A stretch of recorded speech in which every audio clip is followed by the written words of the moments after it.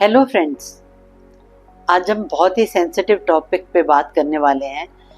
It is shall we और shall we not spare the rod and spoil the child. मैं एक school की director principal होने के नाते बहुत सालों से लगातार ये सुनती आ रही हूँ कि corporal punishment is strictly disallowed, man handling is strictly disallowed, right. लेकिन फिर भी हर साल जैसे सेशन शुरू होता है ना, तब भी और बीच में भी और बाद में भी बताते रहना पड़ता है स्टाफ को कि आपको मारना नहीं है, राइट। अब क्या है कि पेरेंट्स ये कहने लगे हैं कि हमारे बच्चे को मारो, हम लिख के दे देते हैं। अब हमारे टाइम में it was said spare the rod and spoil the child, but अभी जो मॉडर्न साइकोलॉजिस्ट हैं, एजुकेटर्स हैं, एचआरडी मिनिस्ट्री है, वो इसको बिल्कुल वैलिडेट नहीं करते। वो कहते हैं कि मारना इज नो ऑल्टरनेटिव, सुधारने के लिए मारना जो है बिल्कुल गलत है, राइट। तो क्या किया जाना चाहिए, कैसे सुधारा जाए, इसके बारे में भी बहुत चर्चा होती है।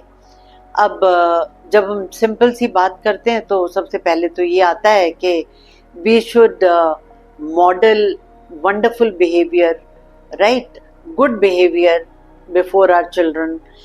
चाहे हम टीचर हैं, चाहे हम पेरेंट हैं, चाहे हमारे आस पड़ोस में लोग हैं, सबका बिहेवियर बहुत ही रिकॉग्नाइजेबल हो, है ना, जिसको एक्सेप्टेबल हो, जो बच्चे फॉलो कर सकें। लेकिन ऐसा नहीं है, person to person, place to place behaviour change होता हुआ नजर आता है। इसीलिए आजकल बहुत ज़्यादा मेंटल हेल्थ केसेस भी आते हैं, जिसको हम बार बार बोलते हैं कि यहाँ पे लोगों का पेशेंस खत्म हो गया है। तो माय डियर फ्रेंड्स, मैं फिर भी ये समझती हूँ कि मारना इज नो ऑल्टरनेटिव। मारने की जगह alternative methods of teaching and improving discipline should be used, जिसमें मैंने सबसे पहले आपको ये बताया है कि हम अपना बिहेवियर बहुत अच्छा बनाएं, जिसको बच्चे ऐसे हम डेमोन्स्ट्रेट करें जिसको बच्चे फॉलो कर सकें, राइट। इसके साथ साथ आज के बच्चे को अगर हम क्या चाहते हैं, क्लियरली कम्युनिकेट करेंगे, क्लियर कम्युनिकेशन, बिल्कुल साफ बोलेंगे, ऐसा करना है, मुझे ऐसा चाहिए, ऐसा होना चाहिए, total clarity of thought and action होगा, तो मुझे लगता है कि बच्चे गलती करने से बचेंगे। और इसके साथ ही हमें बाउंड्री सेट करनी होंगी। बचपन में तो हम बच्चों को बिल्कुल रोकते नहीं हैं, whatever they want to do हम उनको करने देते हैं। हम सोचते हैं कि ये बच्चा है, कोई बात नहीं। लेकिन जैसे जैसे वो बच्चा बड़ा होता जाता है, उसकी पर्सनैलिटी में, उसके बिहेवियर में वो सब चीज़ें दिखने लगती हैं। और अगर पेरेंट्स फिर उसको नहीं मानते तो वो पेरेंट्स को इमोशनली ब्लैकमेल करता है, या तब तक पेरेंट्स बिल्कुल हैंडीकैप हो जाते हैं कि हम करें तो क्या करें, है ना। तो मुझे लगता है कि क्लियर बाउंड्री सेट करना बहुत ज़्यादा ज़रूरी है। आप अगर यहाँ तक आप अलाउड है, अगर इससे ऊपर आप कुछ गलत कुछ भी करते हो तो वो कंसिडर नहीं किया जाएगा। अब क्लियर बाउंड्रीज के बाद भी अगर बच्चे नहीं माने या नहीं सुने तो फिर क्या करें? Then it is very very important कि हम उनको अकाउंटेबल बनाएं उनके एक्शंस के लिए। उनको natural consequences of everything should be told. अगर तुम पढ़ाई नहीं करते तुम फेल हो जाओगे, राइट, तुम पीछे रह जाओगे, तुम्हारे दोस्त आगे निकल जाएंगे। अगर तुम स्कूल के रूल्स फॉलो नहीं करते तुम्हें रस्टिकेट कर दिया जाएगा, या तुम ओवर स्पीडिंग से गाड़ी चलाओगे तो सरकार तुम्हारा जो ये बाइक है उसको कन्फिस्केट कर लेगी, या स्कूल में मोबाइल यूज करोगे तो वो कन्फिस्केट हो जाएगा, है ना।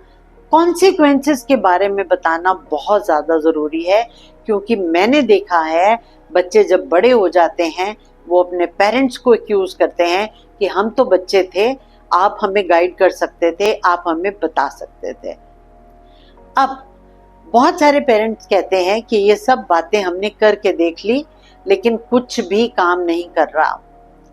तो यहाँ पे मैं उन पेरेंट्स के बारे में ज़रूर बात करना चाहूँगी, क्योंकि अगर बच्चा कुछ गलती करता है और स्कूल्स जो उसको पनिश करते हैं या फिर उसको कोई फाइन लगाया जाता है, तो वो एकदम से उसका एडवोकेट बन के आ जाते हैं कि इसको एक मौका दे दीजिए, एक बार इसको अलाउ कर दीजिए, बच्चा फेल हो गया है, आप इसको कंडीशनली प्रमोट कर दीजिए।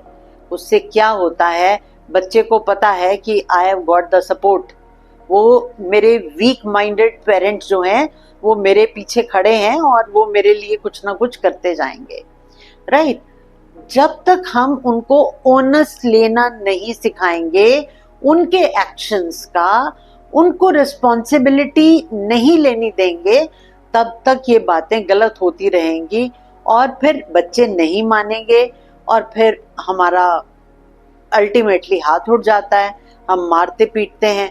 पर इससे क्या हो रहा है, इससे तो सोसाइटी में अनरेस्ट ही बढ़ रहा है, क्योंकि सबको ये लगता है, जब जैसे ही हमने मारना पीटना शुरू किया, okay this is the way, if you want कि आप अपनी किसी बात को मनवा सकें तो ऐसे करना है, ऐसे मारा पीटा जा सकता है। तो हम ये सब चीजें डेमोन्स्ट्रेट और एक्सेप्टेबल बिहेवियर, शाउट करना, राइट, या कोई चीज उठा के मार देना, अब क्या हो रहा है, सारी दुनिया में यही हो रहा है। कहीं पेशेंस नहीं है, कोई किसी को सुनने को तैयार नहीं है, रूल्स फॉलो करने को तैयार नहीं है, क्योंकि हम लोगों ने टाइम रहते इन बातों को चेक नहीं किया। तो मैं पेरेंट्स आपको एक क्लेरियन कॉल देती हूँ, दिस इज द टाइम, आप बच्चों को अपनी रिस्पॉन्सिबिलिटी लेने दें, अपने एक्शंस की रिस्पॉन्सिबिलिटी लेने दें, ताकि आपके बीच में और उनके बीच में ये डायलेमा ही ना रहे कि मारना है और मार के सुधारना है। मार के सुधारा हुआ बहुत टेम्परेरी होता है, राइट। जैसे ही आप out of mind out of site हुए, राइट, फिर दोबारा वो गलती होगी। जहां ऑटो रेगुलेशन होगी वहीं पे ही डिसिप्लिन बनेगा, जहां डिसिप्लिन होगा वहां पे वो लॉ अबाइडिंग सिटीजन बनेगा। बहुत ज़रूरत है हमें इसके ऊपर काम करने की। तो my dear friends, parents, teachers, student, जो भी आप इसको देखें, इस बारे में ज़रूर गौर करें, क्योंकि अपनी सेल्फ रिस्पेक्ट सबको प्यारी होती है। अगर आप चाहते हैं आपके साथ ऐसा व्यवहार ना किया जाए जो किसी को बुरा लगे, तो फिर आप भी ऐसा व्यवहार मत करिए, ताकि बच्चे ऐसा ना सीखें, या फिर आप ऐसा मौका ही मत दीजिए कि आपके साथ कोई फोर्सफुल बिहेवियर हो, राइट। तो मेरे को लगता है it is time to understand, it is important to respect all humans irrespective of shape, size, age, right.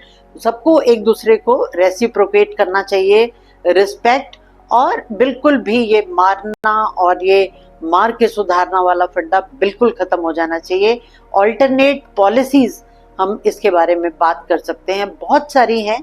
अगर आप लोग मेरे को बोलोगे तो आप मैं ज़रूर इसके बारे में दूसरी वीडियो भी बनाऊंगी, but presently I am giving you a poll, right. I want your opinion about it कि शैल वी और shall we not spare the rod and